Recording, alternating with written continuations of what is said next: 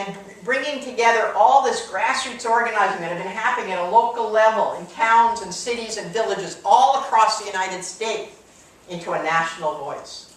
And so people could meet each other, could talk, and they were doing that online too, but this was so they could meet and talk in person. They had a freedom ride, which took in the Atlanta one, which took the history of the civil rights movement, where they had a freedom train, and took poor people, organized so that poor people could come from all across the United States to Atlanta and meet together and share strategies and share experiences.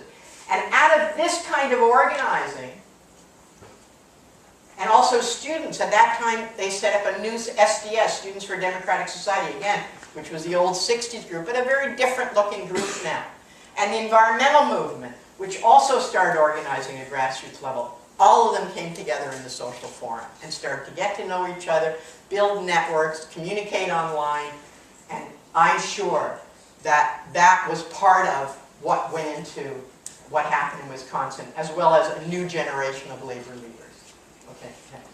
And that was a demonstration there. Okay, and then, you know, we talk about Tahrir Square and say we're fighting for democracy. I give this cartoon of Mubarak's rule because he's often compared to the pharaohs, you know. And Egyptians, they like good jokes. It's one of the ways, you know, a lot of times oppressed people survive through humor. And one of their jokes is, you know, the angel of death comes down to get Mubarak and says, maybe you'd like to write a letter of goodbye to the Egyptian people. And Mubarak answered, why are they going somewhere? So there's lots of, in fact, there's a whole Facebook page full of jokes about Mubarak. But anyway, and that helps you to understand, it helped me to understand what a huge achievement it was to get rid of him. 40 years, you know, he was never going to leave. Never, never, never. They were going to take him out in a coffin. And so what a huge achievement it was to get rid of him. And now it appears that they've actually, it's not perfect, but they've actually achieved more than that. Yesterday, I think it was the day before yesterday, they announced they're getting rid of the security apparatus in Egypt, which was what kept people silenced. So, so they're fighting for basic democracy there, basic democratic rights that we take for granted here. We take it for granted, that we have the right to speak, we have the right to assemble like this, we take it for granted that we have the right to vote, that we have the right to vote out of government if we don't like them. All of these things, we take it for granted, but we shouldn't take it for granted. Last June in Toronto, we had a massive violation of civil liberties. In fact, more people were arrested in Toronto after the G20 than were arrested in Egypt during the whole revolution. Okay? And people were beaten. People were abused. And it's all coming out now. But I was there at the time, and I spoke out the day after it happened. And I've worked in the media. People know me. Naomi Klein was there. She spoke out. It wasn't Steve Paikin, who was a TVO host. He spoke out about what was happening, but nobody was listening. The only politician, federal or provincial, who said a word critical of the police right after was Andrew Horwath. So people mobilized to defend civil rights. The most basic right, the right to assemble. If you don't have the right to speak and the right to assemble, you have nothing. You have no democratic rights. If I could get arrested for coming here and saying I think Stephen Harper sucks, then we have no democratic rights. Right? So, and by the way, Alex Hundred was arrested for that at Ryerson after the G20. He was arrested for giving his opinion. So that's happened in this country. It happened in the last 6 months in this country. And so we have no right to be complacent. And when Stephen Harper prorogued Parliament for the second time, when he didn't like what the opposition was doing, so he just shut it down. Just shut it down. Finally, a group of people got mad. A group of people mostly your age. And they put up a Facebook site. Not unlike the Tahrir Square people who put up a Facebook site for January 25th and called on people to come out. And these people, they put up a Facebook site, okay, with the sexy name, Canadians Against Proroguing Parliament. Even I didn't know how to spell proroguing. And like I do a lot of social media, like I founded rabble.ca, so I know a lot about social media. So I went on the site, you know. At that point, I think it was a group, so I joined it. And, you know, there was 1,000 people. It's not that hard on Facebook to get 1,000 people. Then I went back the next day, and there was 5,000 people. Then I went back the next day, and there was 50,000 people on this site. Within a week, they had 250,000 people sign up on their Facebook page. 250,000 people. That's not easy to get. And then the media was saying, oh yeah, but it's slacked. It was, you know, it's easy to sign up on Facebook.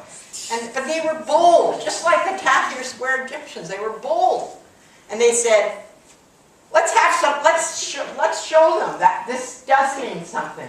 And they got in touch with each other. They didn't know each other, but the people who had sort of been most active in getting people onto the site, they had a conference call or something, emailed and then had a conference call. And they said, let's call for demonstrations. And let's say to people, all you have to do is post your demonstration on the website and then organize it in your town. 60 cities and towns.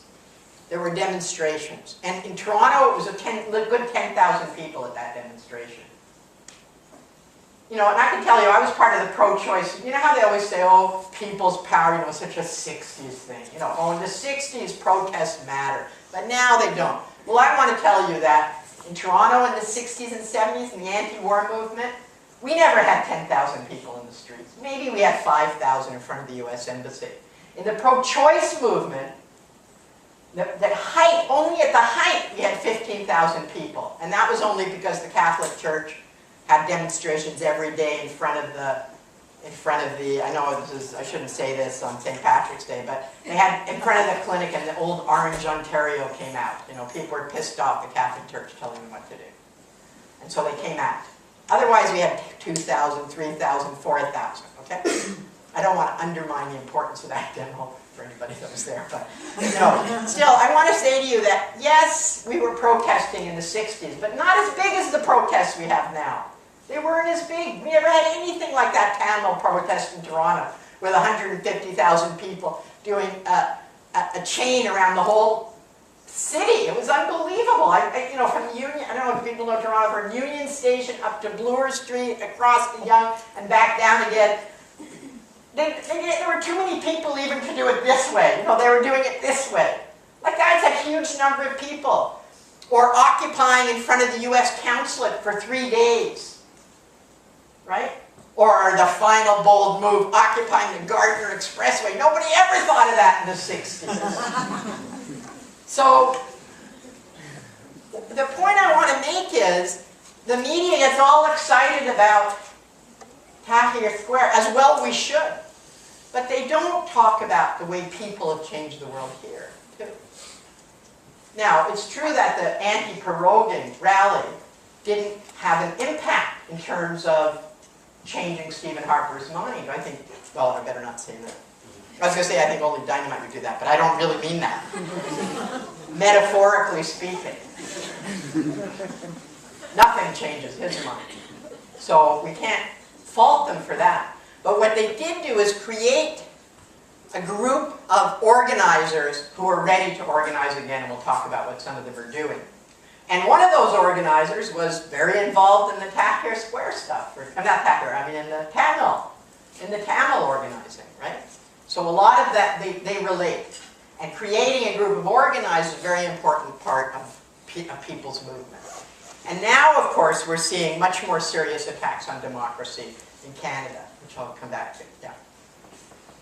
So then we have, so what my book's about, now all of those things that I talked to you about, those things happen for every movement for time immemorial. Small group of organizers, catch a moment in history when a lot of people get mad and come out. That happened in the 60s in the anti-war movement.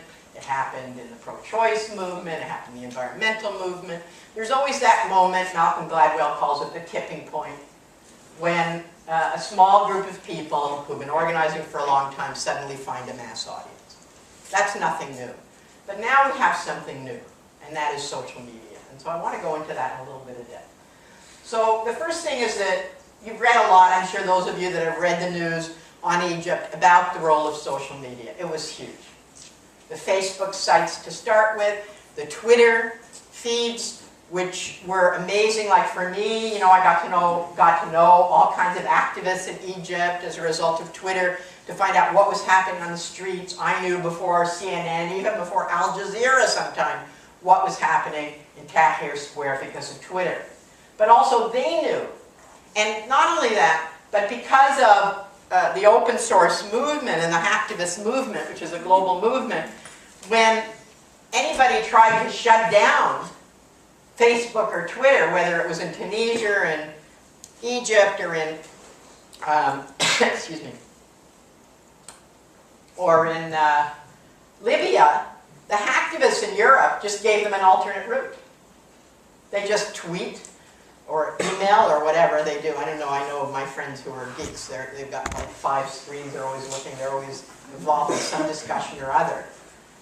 They just got alternatives. You know, in Iran, 2 years ago when there was a revolution or the protest in Iran, in Tehran, and Ahmadinejad shut down the opposition site, the European activists shut down the government sites. Just denial of service attack. Shut down all the government sites. And so that global solidarity that's happening online is something, it's not unprecedented because sometimes, you know, like during the anti-apartheid struggle, the Longshoremen's Union hot cargoed anything from South Africa. Right? They wouldn't unload boats from South Africa in solidarity with the struggle against apartheid. That's a similar thing. But now it happens all the time.